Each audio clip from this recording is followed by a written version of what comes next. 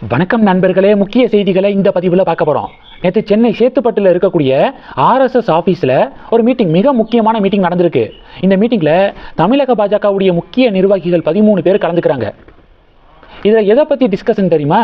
தமிழக பாஜகவில் நடக்கக்கூடிய உட்கட்சி பிரச்சனைகள் குறித்தும், சமீபத்தில் தொகுதி பொறுப்பாளர்கள் நியமனம் செய்யப்பட்டாங்கல்ல, அதில் ஒரு பெரிய கான்ட்ரவர்சி வெடிச்சிச்சு. பல மூத்த தலைவர்களுக்கு அந்த தொகுதி பொறுப்பாளர்கள் நியமனத்தில் உடன்பாடு இல்லை. பலர் குரல் கொடுக்க ஆரம்பித்தாங்க. இது சம்பந்தமான ஆலோசனை நடந்திருக்கு. அண்ணாமலை அவர்கள் நெத்தி பொட்டில் அடித்த மாதிரி அவருடைய மனசில் இருக்கக்கூடிய விஷயங்களை அவர் ஆர்எஸ்எஸ் தலைவர்கள் முன்னிலையில் சொல்லியிருக்காரு. ஃபஸ்ட்டு என்ன சொல்லியிருக்காரு அப்படின்னா, சட்டமன்ற தேர்தலில் நிற்க வேண்டும் என்றால் இப்போதே சொல்ல வேண்டாமா, எந்த தொகுதி அப்படிங்கிறத இப்போ சொன்னாதானே அதுக்கு ப்ரிப்பேர் பண்ண முடியும். ஆனால் ஒரு மாதத்துக்கு முன்பாக, 10 நாளைக்கு முன்பாக சொன்னால் எப்படி ப்ரிப்பரேஷனுக்கு போகிறது அப்படின்னு அண்ணாமலை கேள்வி கேட்டிருக்காரு. இது ஒன்று. ரெண்டாவது என்ன தெரியுமா, சமீபத்தில் தொகுதி பொறுப்பாளர் பணியிலிருந்து நான் விலகணுன்னு சமூக வலைதளத்தில் ஒரு செய்தி பரவுனுச்சு. என்னென்னா, 6 தொகுதிகள், குறைவான தொகுதிகளை ஒதுக்குனனால தான் அண்ணாமலை அதிருப்தி அடைந்து இந்த பணியிலிருந்து விலகியிருக்காரு அப்படின்னு சொல்லிட்டு சோசியல் மீடியாவில் செய்திகள் வலம் வந்துச்சு. 6 தொகுதி இல்லை, ஒரு தொகுதி ஒதுக்குனாலும் நான் வேலை செய்ய தயாராக இருக்கேன்.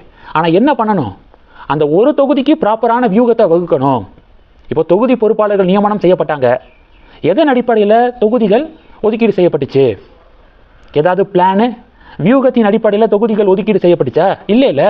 கமலாலயத்தில் கம்ப்யூட்டரில் இவங்க இந்தந்த தொகுதி அப்படின்னு சொல்லிட்டு சும்மா பேரை மட்டும் டைப் பண்ணி பிரிண்டிங் மிஷின்லேருந்து பிரிண்டை எடுத்தால் போதுமானதா?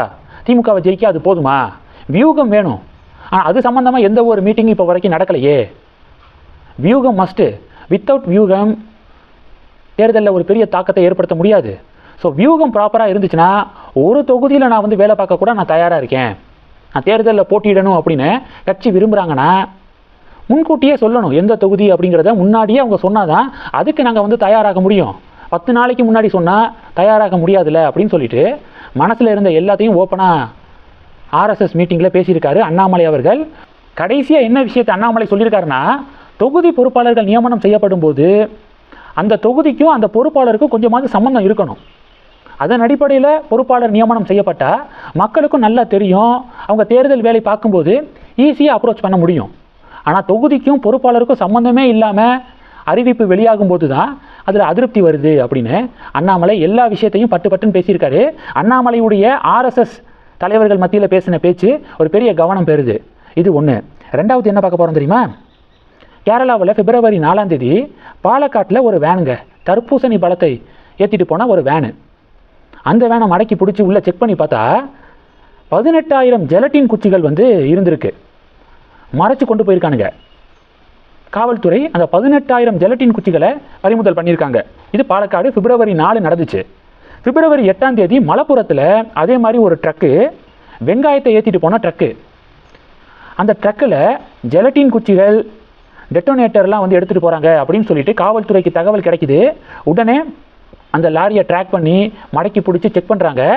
செக் பண்ணி பார்க்கும்போது தகவல் கிடைச்ச மாதிரியே 10,500 ஜெலட்டின் குச்சிகள், டெட்டோனேட்டர்லாம் இருந்திருக்கு. வெங்காய கூடைக்குள்ளே மறைச்சு கொண்டு போயிருக்கானுங்க. இந்த ஜெலட்டின் குச்சிகள், டெட்டோனேட்டர்லாம் வெடிகுண்டு தயாரிப்பதற்கான ரா மெட்டீரியல்ஸ். பிப்ரவரி 4ஆம் தேதி பாலக்காட்டில் ஒரு வேனு மாட்டிக்குது. பிப்ரவரி 8ஆம் தேதி மலப்புரத்தில் ஒரு வேன் மாட்டுது. தொடர்ந்து கேரளாவில் இப்படி மாட்டுது. இதன் பின்னணி என்ன அப்படின்னு சொல்லிட்டு காவல்துறை விசாரணை நடத்திக்கிட்டு இருக்காங்க. தீவிரவாத தாக்குதல் நடத்துவதற்கான சதியா அப்படிங்கிற கோணத்தில் விசாரணை நடந்துக்கிருக்கு. இது 2. மூணாவது, அஸ்ஸாம் கேபினட் மினிஸ்டர்ஸ் எல்லாம் ஒன்றாக சேர்ந்து ஹோம் மினிஸ்ட்ரி கிட்ட, மத்திய உள்துறை அமைச்சகத்துக்கிட்ட ஒரு எம்பிக்கு எதிராக புகார் கொடுத்துருக்காங்க. அஸ்ஸாம் கேபினட்டே புகார் கொடுத்துருக்காங்க. யார் அந்த எம்பி?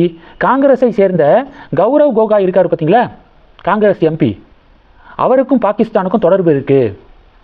இது சம்பந்தமாக மத்திய உள்துறை அமைச்சகம் விசாரிக்கணும். கௌரவ் கோகாய் மீது விசாரணை நடத்தப்பட வேண்டும். இது நேஷனல் செக்யூரிட்டி சம்மந்தப்பட்ட விஷயம் அப்படின்னு இப்போ அஸ்ஸாம் கேபினெட்டு ஹோம் மினிஸ்ட்ரி கிட்ட புகார் கொடுத்துருக்காங்க. ஒரு மாநில அமைச்சரவையே ஒரு எம்பிக்கு எதிராக புகார் வழங்கியிருக்காங்க. இது இந்தியா முழுவதும் பேசுபொருளாக மாறி இருக்கு. இந்த செய்திகளை பற்றி உங்களுடைய பார்வைகளை மறக்காமல் கமெண்ட் பண்ணுங்கள். தொடர்ந்து கணக்கில் இருங்க. அடுத்தடுத்து நிறையா பதிவுகளை பார்க்க போகிறோம்.